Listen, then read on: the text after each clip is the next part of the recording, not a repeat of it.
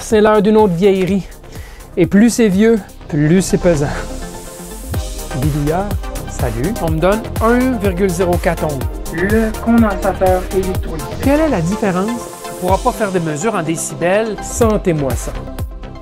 Bidouilleur, salut. Aujourd'hui, une autre petite découverte rétro.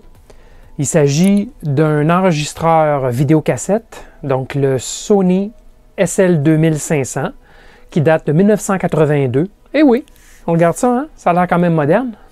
1982, c'est mon père qui avait acheté ça. Il avait cassé son petit cochon, puis il avait gratté le fond. Il avait gratté beaucoup le fond du tiroir, vous allez voir, pour acheter cet appareil-là. Et bien, ça fait une vingtaine d'années qu'il est dans sa boîte. La boîte originale, vous l'avez vu en intro, et il ne sert plus. Mais il fonctionne encore, malgré tout. Vous allez voir pourquoi je dis malgré tout. On peut dire que c'était vraiment le haut de gamme d'appareils de consommation. C'était pas de l'industriel, c'était pas du studio. C'est de la consommation résidentielle, mais c'était vraiment dans leur meilleur. Et vous allez voir que ça a un prix, évidemment, à cela. Alors, c'est une belle machine avec toutes sortes de caractéristiques intéressantes. On va regarder l'avant, l'arrière et on va regarder aussi l'intérieur. On va voir comment ça a évolué.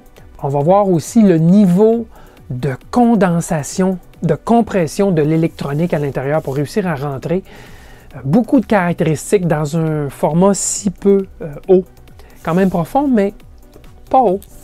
Donc, c'est un bel appareil. On regarde ça? Alors, c'était une machine qui était très intéressante, vu son format. Donc, très mince, comparativement au modèle précédent. Les différentes chaînes ici, qu'on peut sélectionner, chaîne de télé.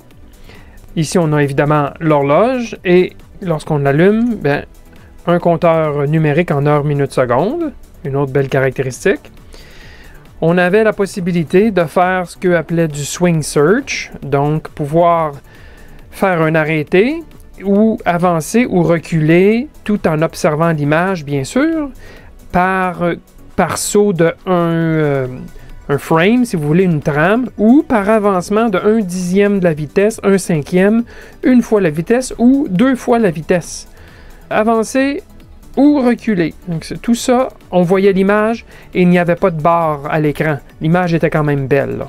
Donc, ça, c'était une caractéristique qui était très prisée sur cette machine-là, avec évidemment un indicateur de ruban, combien il en reste sur la bobine, possibilité de doubler de l'audio, si on le veut, et des contrôles habituels pour avancer, reculer. Et c'était un des seuls appareils de Sony. Il y en a eu deux seulement qui avaient cette caractéristique. Il y avait une porte lorsqu'il n'y avait pas de cassette, et lorsqu'on insérait une cassette, et je le fais à l'instant, il y a une autre porte qu'on dit cassette inside, donc cassette à l'intérieur. Assez particulier, 2 portes, malgré l'espace qu'ils ont disponible. Sony, là, c'était des gens qui avaient beaucoup d'imagination, il n'y a aucun doute. Donc, quand je vous disais ici que l'indicateur est en heure, minute, seconde, vous voyez, là, le ruban s'avance présentement. Là. Bon, ici en dessous, on avait une trappe qu'on pouvait ouvrir et évidemment, bien, on avait tous les contrôles nécessaires pour faire la programmation de l'appareil et choisir la source et ainsi de suite. Là. Donc ça, c'était une petite trappe cachée qui était intéressante et en plus, on avait une entrée audio ici à l'avant. Donc, c'était une machine qui était assez complète, malheureusement monophonique, il faut le dire.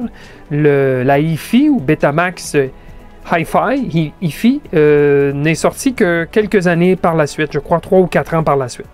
Bon, l'arrière était assez classique, on avait une prise ici pour mettre une caméra, pour pouvoir faire de l'enregistrement à partir d'une caméra. C'est une prise évidemment qui est sur mesure pour Sony. On avait des prises d'antenne. C'était pour 300 ohms ou bien on entrait ici par des prises coaxiales. Bon, c'est des connecteurs F ici en Amérique du Nord. Là. On avait l'entrée audio qui était 3,5 mm et sortie même chose. Alors, ils auraient pu mettre RCA, mais ils ne l'ont pas fait. Ils ont réservé les RCA pour l'entrée et sortie vidéo. Il y avait une option sur cette machine, c'est de mettre un changeur de cassette.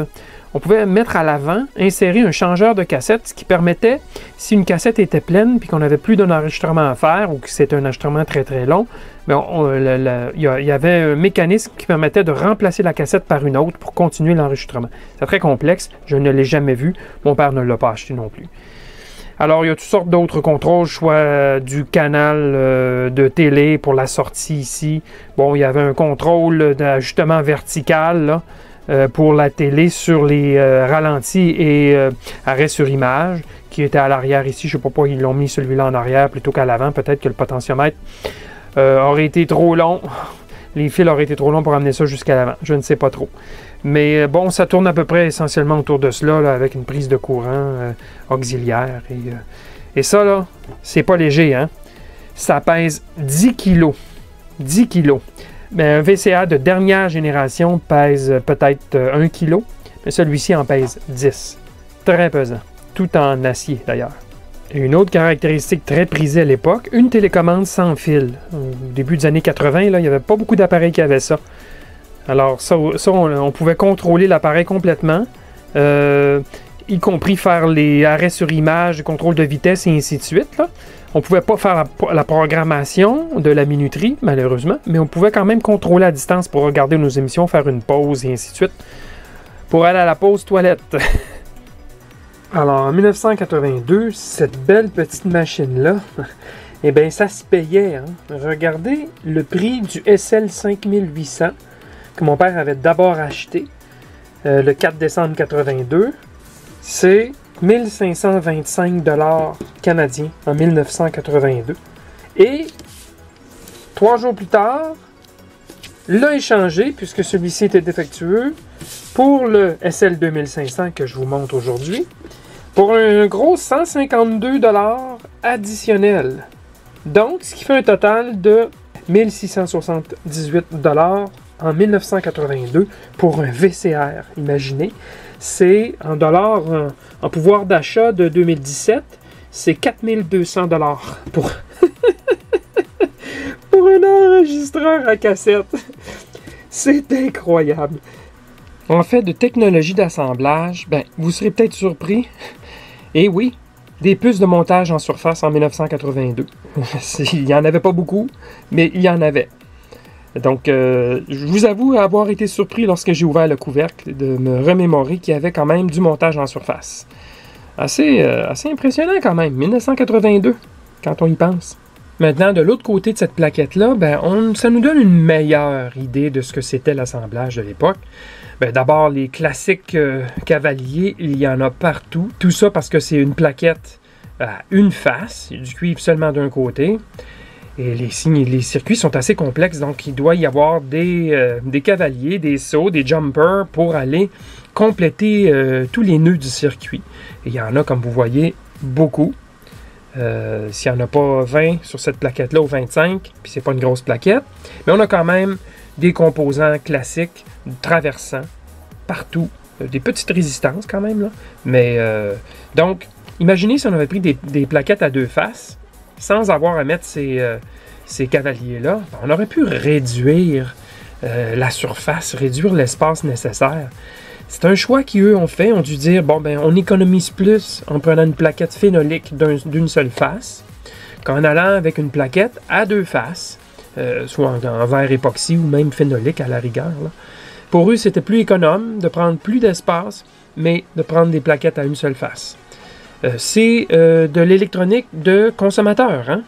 C'est pas d'électronique industrielle, donc on y va avec les coûts les plus bas. Cependant, si ça loge dans le boîtier qui s'était donné comme espace, ben pourquoi rapetisser plus? C'est probablement ça l'idée en arrière du choix technologique. Je vais vous montrer encore plus en détail les plaquettes. Regardez-moi ça, comment ça se lève, cette chose-là. Montée sur penture pour pouvoir faire la maintenance en dessous. Vraiment bien pensé en termes de construction physique. Ça, il n'y a aucun doute. On voit le type de technologie qu'il y avait. C'est évidemment toutes des pièces traversantes. Il n'y a pas rien de récent là-dedans, bien sûr. Là. On parle du début des années 80. Et c'était pas différent là, sur l'autre plaquette ici, où on a des synthonisateurs. Là. Entre autres ici, le syntonisateur VHF et ici le syntonisateur UHF. Et évidemment d'autres circuits là, RF qui étaient placés dans des boîtes comme ça, évidemment. Alors ça, c'est le genre de construction à laquelle on aurait pu s'attendre, évidemment, beaucoup plus que les pièces en montage de surface que j'ai vu tantôt, là, qui étaient assez surprenantes. Et le bloc d'alimentation, il est dans un compartiment séparé, accessible avec un couvercle. C'est à part ici, complètement à l'arrière de l'appareil. Quand même un bon plan, un bon assemblage du point de vue d'optimisation du peu d'espace qu'il y avait dans l'épaisseur de l'appareil. C'était vraiment très bien fait. Alors c'est beau, hein, l'intérieur, moi ça m'a toujours impressionné. La qualité de l'ingénierie pour les vidéos, les VCR, là, les enregistreurs à cassette. Ici, on a une machine de 1982, donc on voit 90% de métal et 10% de plastique. Dans les machines de génération plus moderne, ça serait pas mal le contraire. Donc, les dernières générations de VCR, c'était plus 90% plastique et 10% de métal. Mais ici, c'est toute beauté. Les petits leviers, les engrenages solénoïdes, poulies, rouleaux, c'est très impressionnant. Alors, on a évidemment ici la tête de lecture vidéo, qui est une tête rotative, inclinée bien sûr, parce que le balayage de la tête se fait à angle sur le ruban. C'est ainsi qu'on réussit à loger le plus d'informations possible sur un ruban, sinon le ruban défilerait beaucoup trop vite. Donc, ça écrit à angle. Ça, c'est ce qu'on appelle le tambour, mais la tête lecture se trouve être sur le côté ici, à l'intérieur. Il y a la tête d'effacement vidéo qui est juste ici. Donc, c'est la première chose qui va être présentée au ruban. Ensuite, la tête vidéo. Ensuite, les deux têtes audio, soit la tête d'effacement qui est ici et la tête d'écriture qui est juste ici. Alors, l'ensemble des 4 têtes, ou 5 en réalité, parce qu'il y a 2 têtes vidéo, fait l'enregistrement audio-vidéo. Alors, je vais vous montrer le chargement de la cassette. Vous noterez que le ruban va être saisi et il va être amené jusqu'ici. Jusqu'ici, vous voyez, il y a comme un rail au fond foncé, là. Et là, bien, le ruban va se présenter, comme je vous ai expliqué, dans l'ordre sur les têtes. Alors, Betamax, le gros avantage, c'est que le ruban restait en place. Alors, on insérait le ruban, il était tout de suite faufilé jusqu'à sa position, prêt pour la lecture. Contrairement à VHS, qui reste dans la cassette jusqu'à ce qu'on paye sur Play. Alors, voici l'insertion.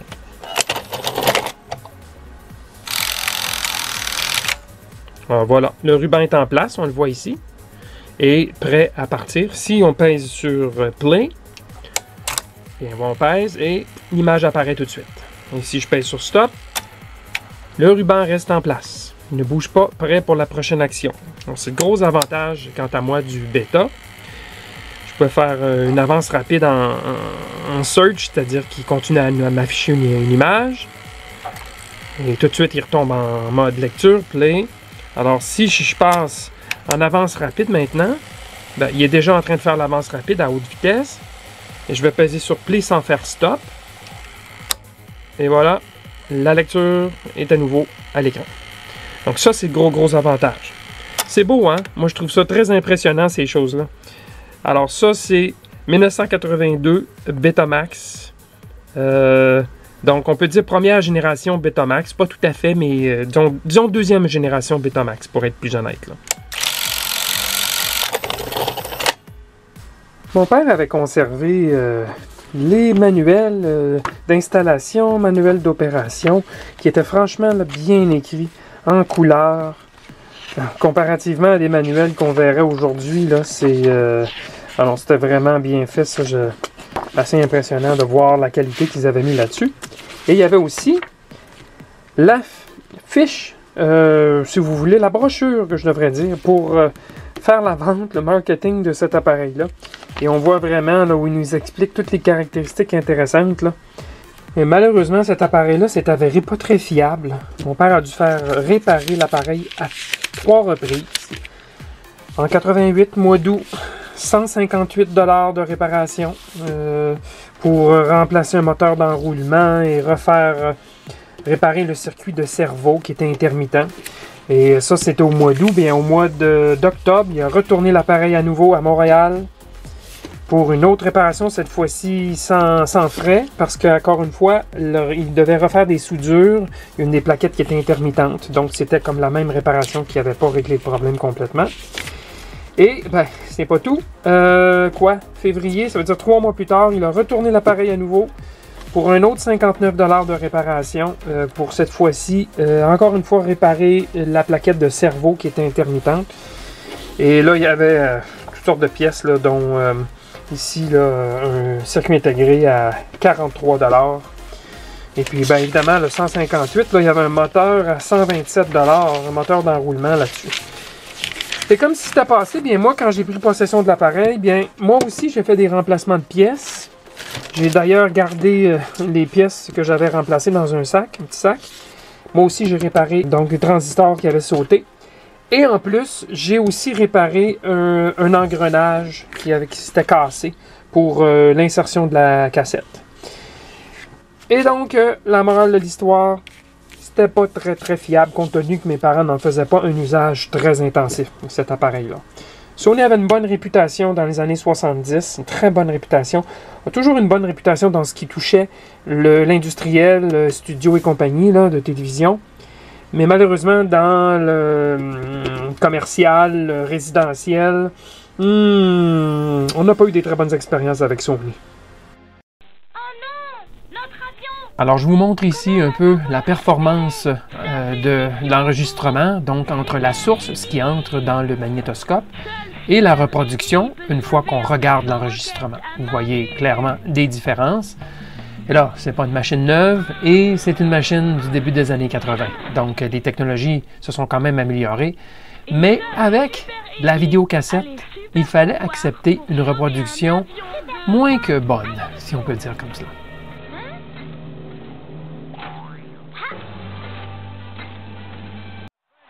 Et je ne pouvais pas faire autrement que de vous montrer cet enregistrement qui date de 1993 et qui me tient beaucoup à cœur.